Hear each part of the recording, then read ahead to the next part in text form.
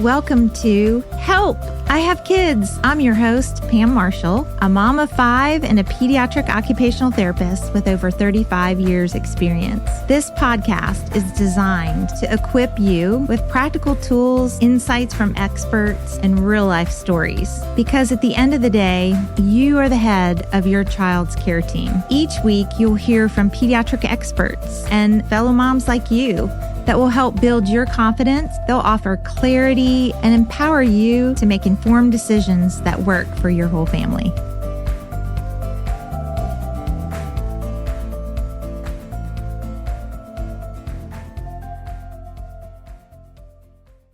So I had that prenatal lactation consultant, and the first thing, I did was check his TAs when he was born, which he was Todd. So, the steps looked a little bit differently in that situation, but I didn't even want to wait like 2 days to get out of the hospital to see my lactation consultant. But I'm like, okay, you gotta wait a couple days. So I definitely understand that. And then did it go better? Oh, it went so much better. Oh. Yes. He was released when he was like 10 days old. And so our lactation consultant that we had used and worked with, we did weighted feeds. So before the procedure, he was transferring maybe like an ounce. And right after the procedure, it was like 3.5.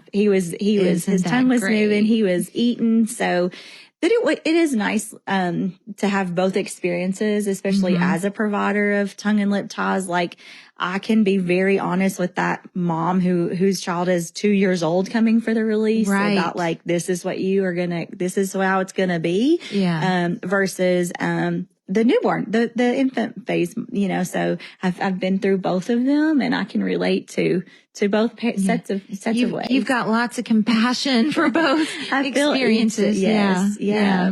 And it's really traumatic to go through what you went through, and to know, I think that's what we hope the message on this podcast can be. You don't have to go through that horrible traumatic time. You can get help. Yes. And, some of it is, moms typically talk to friends, or they talk to other moms. Yeah. Now, one thing that I caution moms is don't have other moms diagnose your baby. Yeah. Like, please see a professional. See a professional. Because I have seen that before too, where moms are trading pictures and go, "Oh, that's definitely a tongue tie," or "That's definitely this."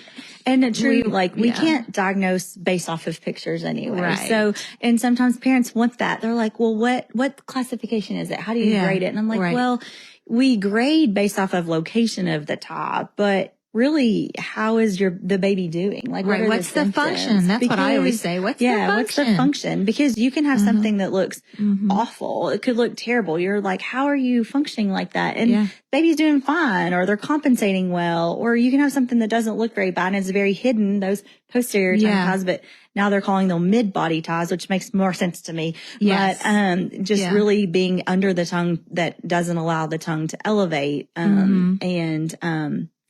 So they look all different ways. Yeah. So it's hard to. And that tongue has to get out. It has to elongate so long outside of the mouth around the nipple to effectively feed, which is shocking. I think a lot of moms don't realize that. And there isn't a lot of information about that, and sometimes you wish you could see there was some sort of scanning video of your baby feeding and you could see it. Like, wouldn't that be cool if you could do that? Yeah. But also on that idea, another thing that a provider should be doing, if you take your baby to a provider to check for lip and tongue ties, they need to be in your baby's mouth. Yes, they've got to feel that suck. Like, how is the tongue functioning? Is it curling around the nipple, or is it not? They should have a glove on their hand, and they should be all in their mouth. Yes. And you should know, you can't just like peek in there. I mean, it's, there's lots of, diagnostic tools that you can do from that. So, and that's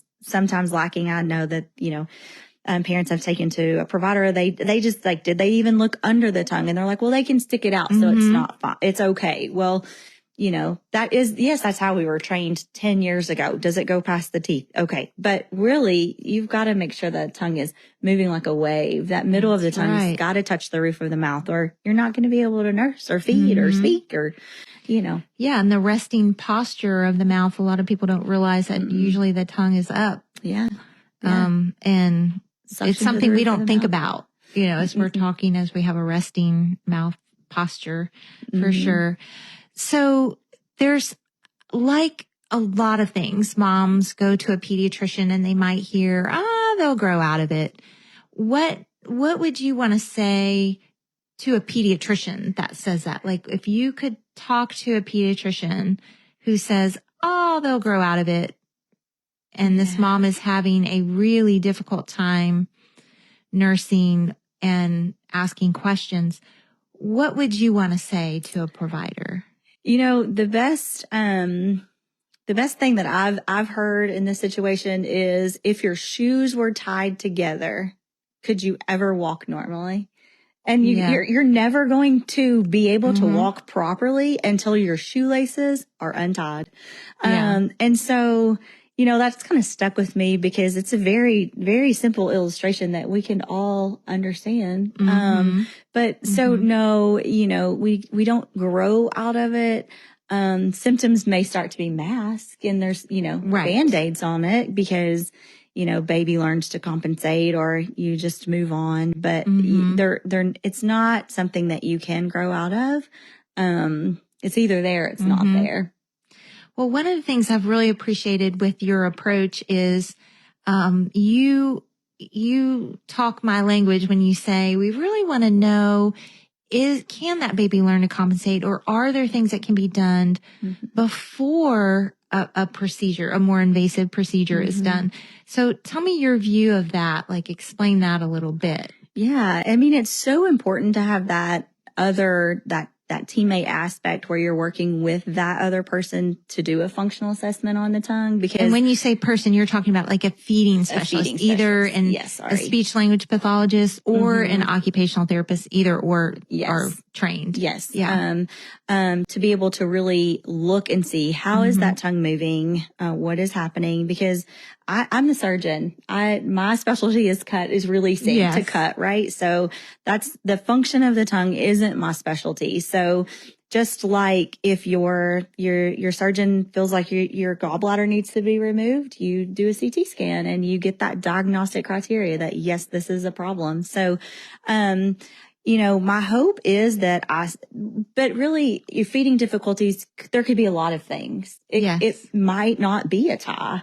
Right. It could be the way you're latching or positioning or tension in the body or just weak musculature. So we need to also be the shape of a nipple. Right. That there are some nipples that are really hard for a baby that has a really small mouth or a high narrow arch or something. So we just really want to navigate that world, because the worst thing to do is to perform a surgery on a baby that's not necessary. So, as these providers, these speech therapists, occupational therapists are doing their functional assessment, they're weeding all of those things out, making sure, yes, the body feels great. There's no tension. We're feeding properly. So yes, the last resort is the surgical procedure, because it's a win in my book if I send a baby out for therapy and then they don't come back for surgery, because that means they have done their non-surgical therapy has helped whatever the problem was. And that's great. And so do you recommend, like if a mom listening right now says, I need to get help, do you recommend they seek out a therapist first, or do they have an initial visit with you and then you send them where they need to go, or what does that look like? Yeah, we can do either way. So we do have some moms that would just really love to come in for a consult with me. Yeah. And that's great. And I truly welcome that. And I will talk with that mom through the journey, but I'm never going to do the procedure that day. So my coordinator is amazing. She spends the majority of her day on the phone talking to all the moms and explaining how the procedure goes. So if we can refer out first, we always do, based on, child's location, insurance provider. What do they need? Do they need a speech therapist, or do they need an occupational therapist? Like, which route are we going to go? So it just saves the parents a trip. And it saves time too. Right. If they're not waiting a week or a couple of days to see me. Get it done quickly. Get it done quicker by like removing that initial consult out of the equation. And insurance can be a barrier too, because, you know, some families are more limited in their resources, and my goodness, they just had a baby. That's a huge expense. Yeah, exactly. A lot of time for all of us. It's a big expense. So wanting your insurance to cover is a big one. Yeah. Being able to have coverage. Yeah. And in our office, we do take all forms of insurance. It's not something that I ever will go away from, just because I feel that all babies need to eat. Like it's not about the money that I'm charging but you know, I want to help them if we can. It shouldn't be about cost. So, you know, I think we have the same heart. Yes. In that I just absolutely cannot stand when children can't get what they need. Yeah. And so you want to help them regardless of. No, regardless. I know people tell me all the time, they're like, you should really raise your fees. And I'm like, no, it's not. It's not really about that because, you know, we want, care for all kids. That's all right. Kids, all babies. I want all the babies to be able to eat. Yep. And all speak babies. And feed, you know, all the things. That is good. And what is the difference? We talked a little bit about making sure, you know, the evaluation is done properly from a therapist, that they're actually in their mouth. But what about other providers like Moms Here? Oh, I need to go to a chiropractor. I need, you know, to make sure I have maybe craniosacral, or I need to have body work done. Or do you feel like going to the therapist is a good start because then they can help guide some of those other things? Or what is your approach when it comes to some of the other? Yeah, I definitely, that's definitely my starting place, but we do have parents who start in the chiropractor, and the chiropractor or the, you know, craniosacral massage therapist will say, hey, I think you've got some ties going on. But, you know, in our office, we always require the therapy component to be the major key player. And I think some groups can handle all of it in-house, like all of the body work, because some OTs do a lot of body work with themselves. So, a baby that's really, really tense, if a speech therapist doesn't have the body work knowledge or not an OT to help, then I think that, maybe that's a great place or a start, that they should do body work outside. But it definitely makes the procedure more successful to have all components covered. Thanks so much for listening to Help, I Have Kids. If you're tuning into this podcast, that means you're a mom who's curious, committed, and ready to learn. And we see you.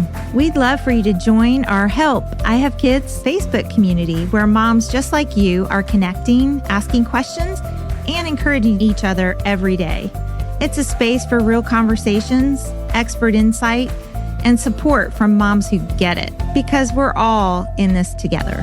And if you know a mom who's feeling unsure or maybe overwhelmed, or just needs to be reminded that she can do it, she can advocate for her child with confidence, share this episode with her.